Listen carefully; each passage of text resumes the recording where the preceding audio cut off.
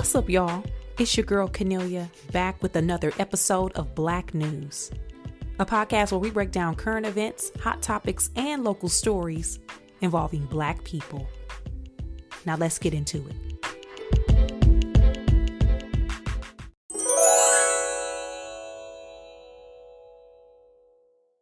This has been a big week for music. Big week for music, big week for music. As you know, hear ye, hee haw, hee haw. Cowboy Carter has been released. Beyonce's album. I don't even know what number album this is, because that's another topic of discussion too, because some people are including live albums, they're including the collaboration with Jay-Z, everything is love. They talking about the gift.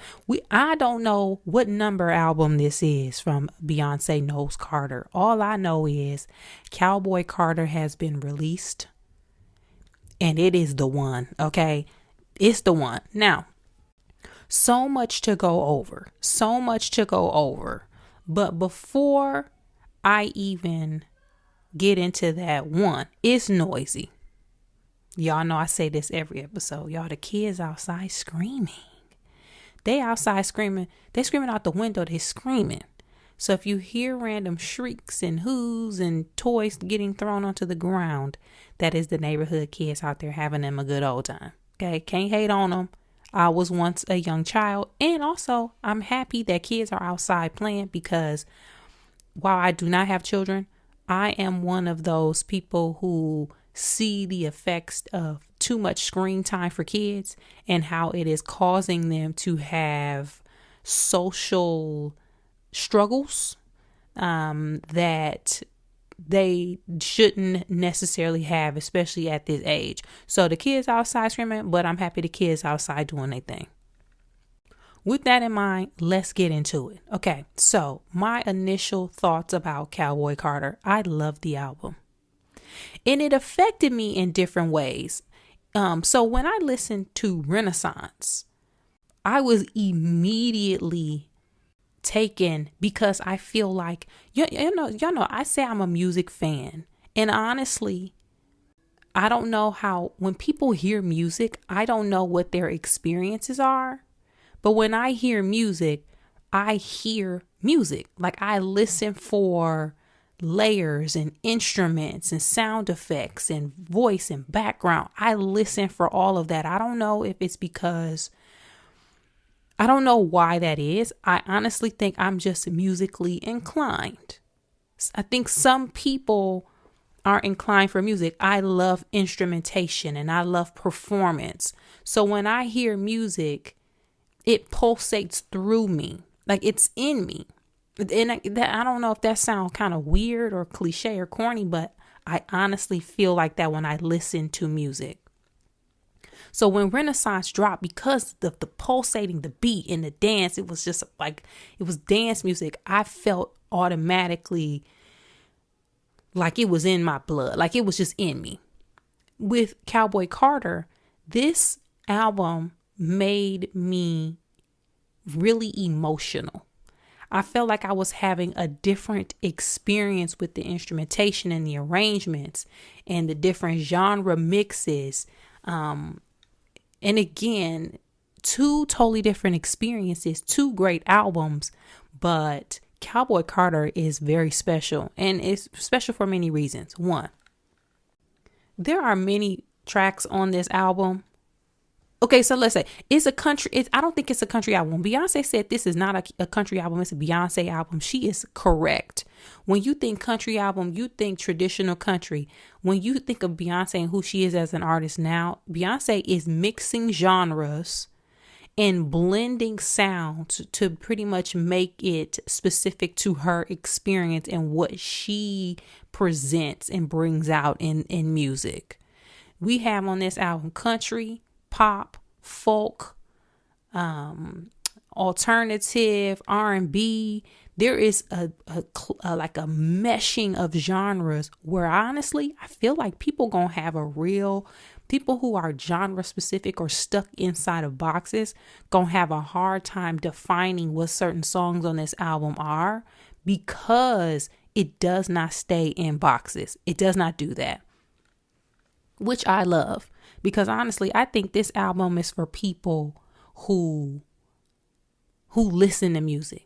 Like this album for people who, if you go to their iTunes playlist or their Spotify playlist and put it on just shuffle, or like their favorite tracks or things that they kind of listen to, this album is for people who will listen to Fleetwood Mac and then jump over to Cascade, then go back to James Brown and then the Doobie Brothers and then Shania Twain, Chuck Berry, then to swoop back over to the Bee Gees and then down over to some R&B, Jodeci. Like, this is an album for people who listen to music like that. They just want to hear good music and they like good music and have an ear for good music.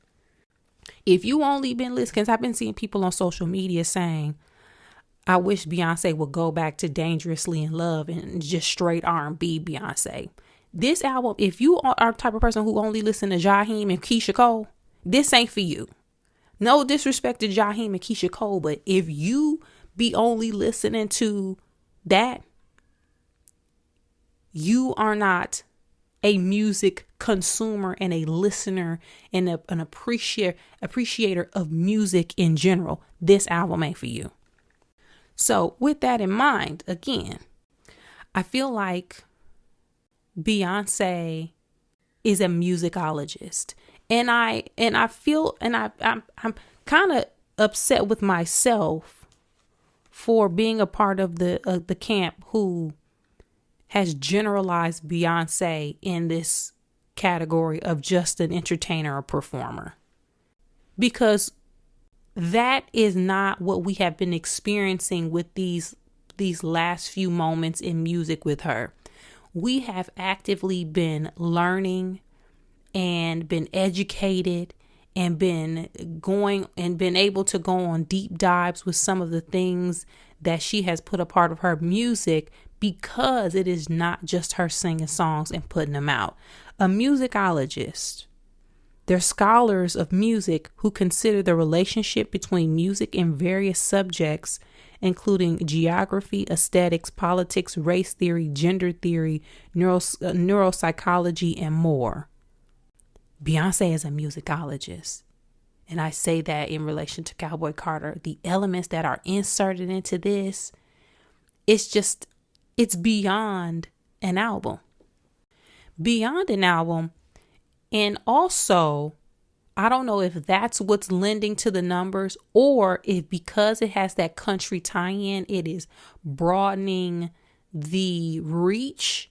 But the numbers that have been returned on this album are crazy. So Beyonce she started in the 90s, before streaming. A lot of artists who started before streaming have not been able to transcend into this new streaming era, meaning some of them are still popular, but some are turning into legacy acts, and their numbers and their reach and their music is not where it used to be back in the day. For example, Beyonce's peers are actual peers are Usher, Justin Timberlake, Christina Aguilera, Britney Spears. That group, Monica, Brandy, those are her peers. Her colleagues are, yes, the Taylor Swifts and the Drakes, whoever is out right now. Those are her colleagues, but her actual peers are those that I mentioned.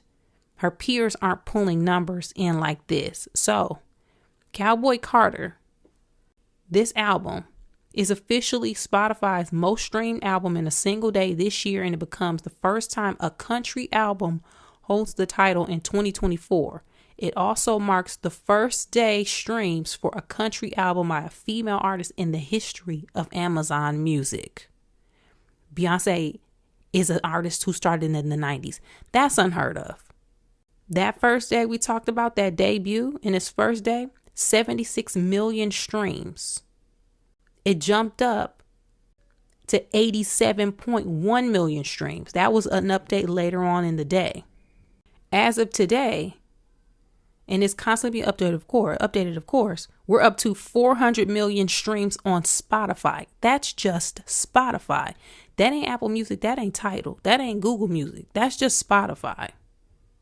And the week is not over. We're also seeing a report that it's projected to hit 400,000 albums sold. Now, 400,000 albums sold in 2024 is crazy.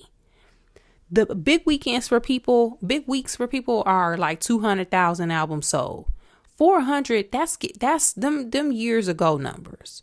So the reach of this album, and again, I think it's because it's that country tie-in and it's touching people who aren't necessarily, and I'm doing air quotes, who claim and ain't Beyonce fans, is hitting that demo and it's pulling a lot of people in. But let's go a little beyond that real quick, because there's so many points that I want to hit on with this. This album is doing a lot of things. One, it is reclaiming genres that are historically a part of Blackness and Black American culture that have skewed on the white side. And it is showing everybody and telling everybody in real time how or who this music belonged to originally, right? It's doing that, especially giving highlights to people like Linda Martell, who is on the album a couple of times in different capacities. One, it is reclaiming the genre. Okay, it is giving that history lesson in the song, in the music, and also in some of the elements that are inserted into some of the press material and the advertising. So we have that. It is giving shine to Black country artists and literally breaking the door down for them. On Blackbird, which is a song written by Paul McCartney, which we found out now through this research that we are all doing because of this album. Blackbird was originally written by Paul McCartney. It was a song about Black girls and their struggles and how we were a part of and present during the civil rights movement. He was inspired by what was happening. He was stressed about what was happening and concerned and wrote that song for us. On Beyonce's album, she took the opportunity to invite Black female country artists to sing and be featured on that, which are Tanner Adele, Brittany Spencer, Tierra Kennedy, and Raina Roberts. All, mind you, who have seen drastically increased streaming numbers on platforms since we learned that they are featured on this album. So not only are we learning things, we are giving opportunity and shine to other artists. There's more within that, but I'll start right there. She also highlights traditional OGs within the country space, because one thing that people like to do is they like to try to discredit you by saying you don't have the respect of the elders in the genre, right? Well, she went and got Willie Nelson and Dolly Parton to be a part of this album. Dolly Parton is on 2 songs, Tyrant, and also Beyonce remade Jolene. So that is another topic of discussion where she remade it, added some different lyrics, sped up the beat, made it a little more pop, R&B, trap, hip hop-ish. I actually like it. Some people were saying they didn't. I thought it was jamming. So she has that aspect of it, paying respect or bringing in the elders. She also brought in people who started off a country and transitioned over to pop or hip hop, i.e. Post Malone and Miley Cyrus. So she hitting that. We found out during Beyonce's speech at the iHeart Music Awards that she even had Stevie Wonder playing harmonica on Jolene. So we got that. Now Rogers played on the song that Beyonce did with Post Malone. We got the OGs on the back end as well. Talked about Linda Martell, who was featured on this. There's a country artist named Shabuzi. He is featured on this album. We also have lots of collaborations with The Dream, of course. John Batiste was one of the writers to American Requiem, and so on. So we have a moment where now people's platforms have been boosted because of their association with this album. So yes, it's about giving art to the people, but it's also about giving back. And that we're seeing that right now tenfold. Another thing that we're learning or seeing, a lot of the promo for this mention like the Chitlin circuit. A part of this album, if you listen to it, it starts off, it's kind of like I won't call them ballads, but there's like a more emotional, traditional countryside. And what I consider the B-side, which people are calling the Chitlin circuit side, is where you get into like the black music and how and infusing country with traditional R&B, hip hop, folk, funk rhythms and beats. So we are seeing on the same album kind of like two sides of a coin, and how country is immersed and meshed in all different aspects, whether it's upbeat, slow, ballads, tracks like Spaghetti and so on. So we're getting that mix as well. It's something for everybody on this album. I feel like it's also forcing us to study and listen to music outside of what you normally listen to. Now, earlier, a few minutes ago, I mentioned how I feel like this album is for people who already have a broad palette of music. But I feel like this is going to force people to continue on with that, because while you listening to it, you also hear references from other songs or other moments in music history. There's a song on the album called Two Hands to Heaven, and halfway through the song, it starts to feel like it's a Jodeci song, right? To the point where I'm then going back and listening to Jodeci and feeling excited because of those R&B elements that are meshed into this country album. There's another song called Alligator Tears, where it seemed like it was a mashup or very familiar with Wanted Dead or Alive by Bon Jovi. I then cut the song off, went to Wanted Dead or Alive by Bon Jovi, and then was pleased that my music palette or that my ears found some familiarity within the two. So again, if you are not, even if you're not a Beyonce fan, if you feel like you want the authority or have the authority to be able to have full music conversations from a perspective of knowing what you're talking about, I think you need to listen to this album, and you also need to have listened to other albums within different genres to be able to carry on an educated discussion about the credibility and what this album is. Reason being, people are already saying that this album is going to be and is the best album, one, of Beyonce's career, and two, of the year. There are some people who are disagreeing with that, saying that it's boring, they don't understand it, the album is lazy. From what I've gathered, people who say that, and I'm not saying this because I'm a stan or super fan, I'm saying this because I listen to music. People who are saying that, I cannot respect your opinion on music because it sounds like you don't listen to music. And maybe that's the cockiness of this, right? If you don't listen to music, I honestly don't think you will understand this. More things, because I got more. I tell you, I can keep going.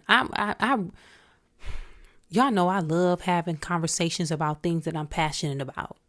And I am enjoying having discussions around this music and how it is making people, Black women in particular, and Black men in the Black community feel, right? And us being able to just arch our back a little more because of what we already knew. We knew country music was ours, or we knew we originated it. So I feel like we are now,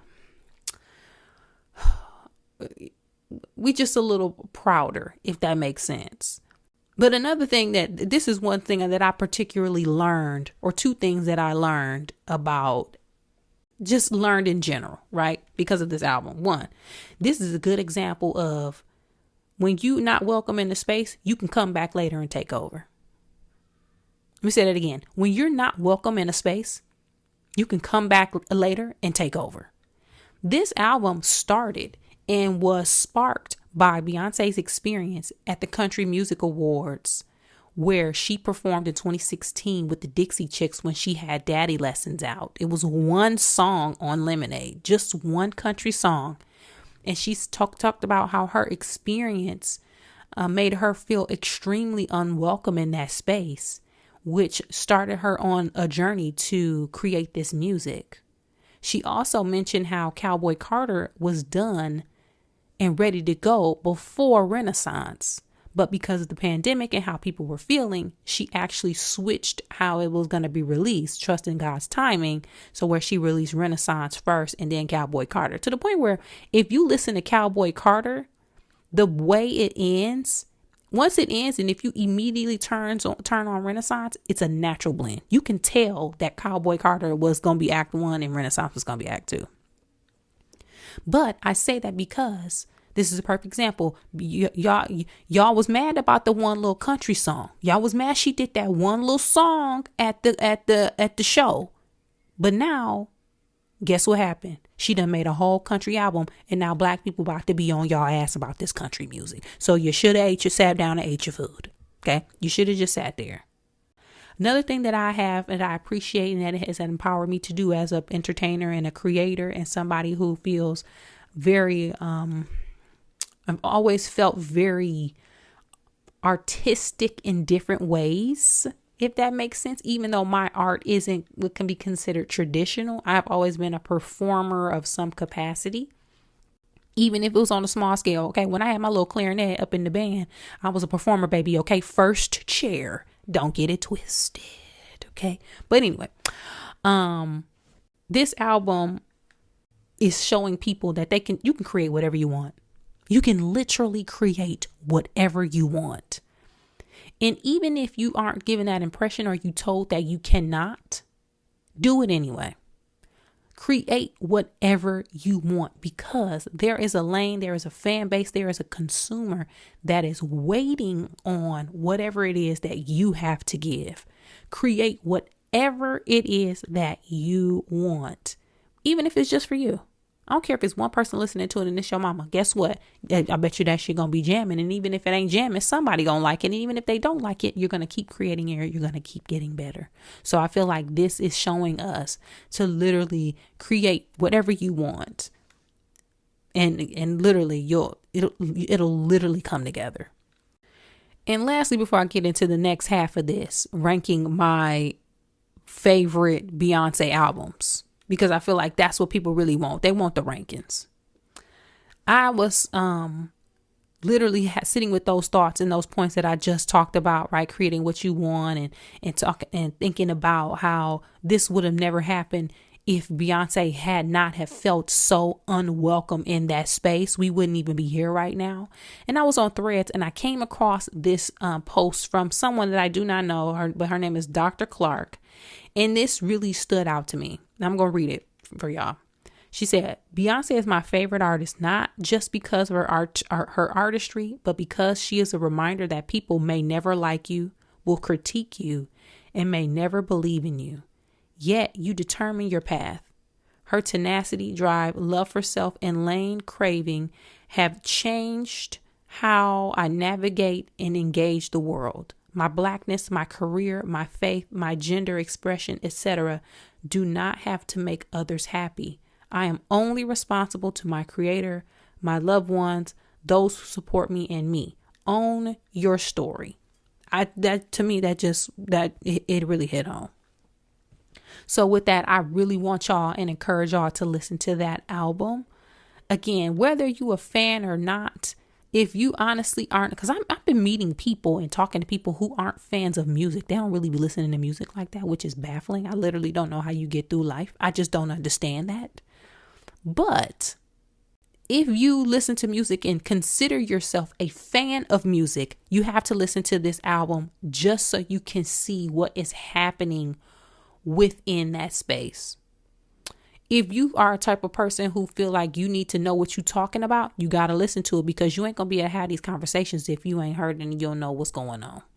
So with that, let me know your thoughts about the album. You can find me at social media. You can find me on social media at Canelia. And we about to jump into these, my favorite albums in just 1 second. Now, what are my top 5 Beyonce albums? And I'm going to make this clear. I'm not saying her best albums. I'm saying my top 5. Okay? Because for example, when you talk about Jay-Z's best albums and my top Jay-Z albums, those are going to be different because I know which albums were or are considered the best, but my top, it's a different number, a different ranking, because they had a different impact on me versus the culture and music in general in that space, right?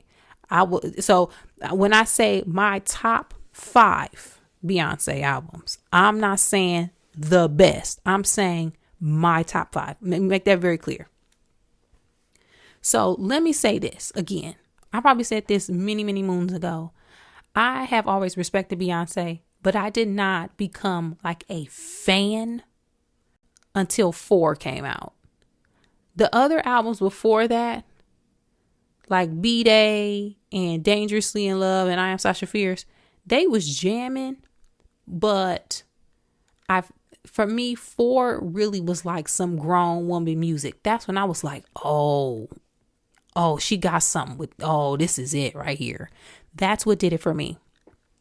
So everything after 4 means way more to me than before. Not to say that I think that things before 4 weren't better or good. I'm talking about where I will rank it as how I feel about this music. So I'm going to bucket. So automatically my top is going to be between 4, Self-Titled, Lemonade, The Gift, Renaissance, Cowboy Carter, and low key, I'm going to put Everything Is Love in there because people keep talking about Beyonce albums and saying that between Lemonade and Renaissance, there was a gap and she ain't released music in like 6 years. She did. The Gift and Everything Is Love. Everything Is Love was with Jay-Z, but that thing was jamming. That music was jamming. Now, Everything Is Love was jamming. If you ain't listened, go back and listen. It was jamming. And also, The Gift gets left out of her album discussions because it was associated with the Lion King, that movie. And I think it's because, and I also tweeted this in response to somebody's comment on Threads about this because they were asking the same thing. Why do we forget about The Gift? I think it's the same reason that people don't consider the Black Panther soundtrack a Kendrick Lamar album, even though it technically was. Kendrick Lamar's album or his soundtrack work for Black Panther, that was his album. But there were different songs and features that he was not a part of, but he produced and was heavily involved. That was his album. Ryan Coogler commissioned Kendrick Lamar to create an album, a soundtrack for Black Panther, similar to how soundtracks were a part of overall movie experiences in the 90s. He purposely did that. That is a Kendrick Lamar album, even though we don't call it one. I feel like The Gift gets the same treatment because it was associated with Disney and the Lion King, and there were songs on there that Beyonce was not particularly on. She was responsible for the entire album. Black is King, the visual album, was one of the best pieces of art that was created and tied to music. Not many people have done that. We talking about Michael Jackson Moonwalker. You know what I'm saying? Like, we doing that. So I consider that a Beyonce album, but I understand why it is not. So I'm looping that into the things that we're choosing from. So automatically from that list, we talk about top 5, my favorite 5 within that group. Again, we're going to go Cowboy Carter, Renaissance, Lemonade, Self-Titled, 4, The Gift, and Everything Is Love. I used to say that 4 was my favorite Beyonce album. That done got knocked out automatically by Cowboy Carter, Renaissance, and The Gift. So I'm going to put, and y'all ain't gonna like me for this, but I'm bumping Lemonade down again for me because there were other moments within this discography that had more impact on me. I'm not saying Lemonade wasn't one of the best. I'm saying for me. So then within my 5, I got Cowboy Carter, Renaissance, 4, The Gift, and Self-Titled. And I put Self-Titled in there because that literally, it was just an overall experience. Even though Lemonade was too, I felt like Self-Titled was just, I don't know. I think for me, I put The Gift over Lemonade because The Gift, feel like it was pulsating through me. That music was in me. So within that, my top 5, I'm going to put Renaissance first, Cowboy Carter second. Even though people will swap that. I understand what people saying, but I'm talking about me. Renaissance is first for me. Cowboy Carter is second. 4 is third. 4th and 5th battling out between The Gift and Self-Titled. But now that I think about it, I might have to kick 4 out and put Lemonade back in. So my top 6, how about this? Renaissance, Cowboy Carter, 4, or The Gift, Lemonade. I don't even know no more. I know the top 2. My top 2. How about this, y'all? It done went for top 5 to top 6 to top 2. My top 2, first I got Renaissance, and 2 I got Cowboy Carter. I'm not saying that Cowboy Carter isn't a better album. I'm saying what it did to me. I think though, honestly, what's going to happen based on every time I listen to Cowboy Carter, it just gets more and more rich to me. I will honestly tell you by next week, I feel like I'm going to have Cowboy Carter at 1 and Renaissance is 2. But stay tuned. They're probably going to keep flip-flopping. What do you think? What's your ranking? If you rank top 5 Beyonce albums, not what you think is the best, what is the most impactful for you? Where would you rank these? Hit me up. Hit me up on social media and let me know your thoughts. You can find me at Canelia. Lastly, I want to give some shine to women's basketball, particularly NCAA women's basketball, and hell, the WNBA, because they be out there hooping. Them WNBA games be looking fun. I want to go to a WNBA game. Okay. I also want to take this moment because we are in a tournament time. It is March Madness. We are winding down, and women's basketball is more of the talk and the discussion than men's, which is a drastic shift from years past. And I love this. There are in particular teams that I'm rooting for because y'all know the rules. Y'all know the competition rules when it comes to sports. I done told y'all many times, but just for the sake of conversation again, the recap, I'm going to give it to y'all again. We rooting for the black team. If it ain't no black team, football, we rooting for the black quarterback. Basketball, we rooting for the black star. If they ain't no black star, we rooting for the team with the black coach. If the team don't got no black coach, we rooting for the team in the black city. Okay? If it ain't in the black city, then we rooting for the team that maybe feel black. In basketball, maybe it's the black people was wearing the paraphernalia. Remember back in the day, we all had that Charlotte Hornets coat, that starter coat. Maybe it's something that black people attached to. If it ain't none of that, we just gonna watch and wish y'all the best. In this case, because of those guidelines, the sports guidelines.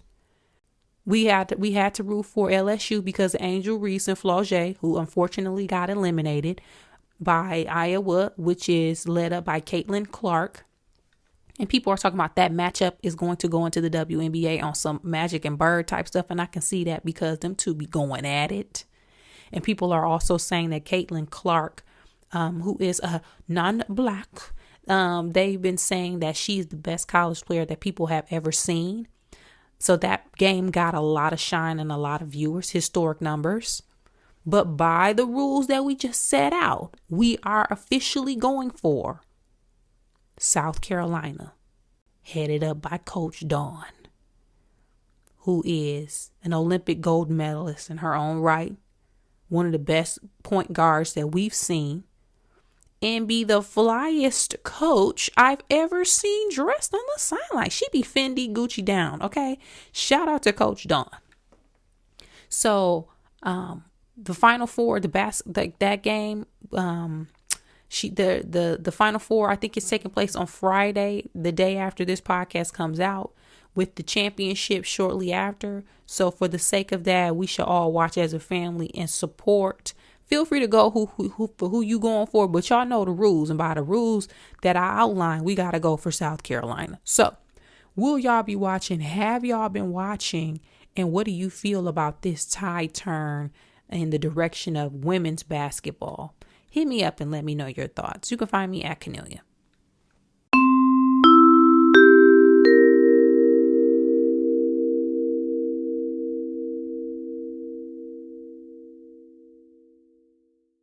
On this week's episode of Black News, we discussed all things Cowboy Carter, from genres in music to Black history in music, country music, features on the album, and the impact that it is having thus far.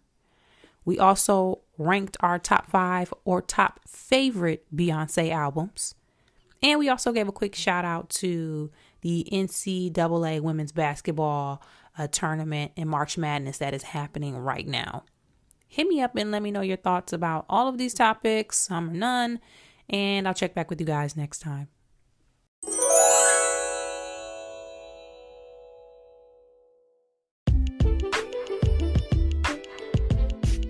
That's it for this week's episode of Black News, y'all.